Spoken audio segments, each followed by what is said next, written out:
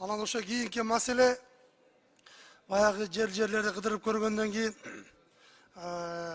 баягы айыл жеринде бала бакчалар боюнча да бала бакчанын башчылары айлыктары көтөрүлбөй калыптыр бардыгы. 30-40 жылдык стажы менен 15 000 сомго чейин айлык алабыз дейт.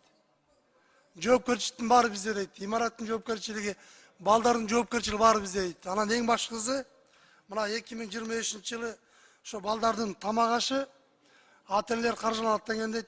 Mana şu ateller bergen karjını şu jeke bizdin özübüzгө эле берсе дейт.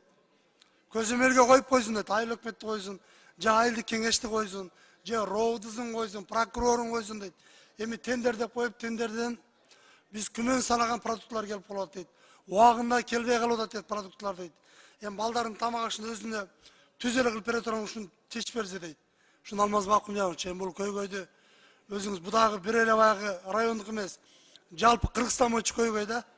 Ошону өзүңүз бир жеке көзөмөлгө алып, тиешелүү мекеменин жетекчилерине, тиешелүү министрликтерге тапшырма берип, ушуларды баары жөнгө салып койсоңуз.